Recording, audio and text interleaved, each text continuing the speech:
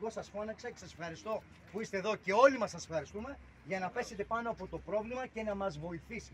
Λοιπόν, επειδή πέσαμε πάνω από το πρόβλημα και επειδή πραγματικά το πρόβλημα το οποίο περιγράψατε είναι αληθινό, ένα, πριν σας πω όμως λύσεις και τι έχουμε δρομολογήσει, θέλω να σας πω ότι επειδή γράφτηκαν πολλά, όπως για παράδειγμα το νερό είναι ακατάλληλο, τα ψάρια είναι μολυσμένα, γράφτηκαν πάρα πολλά.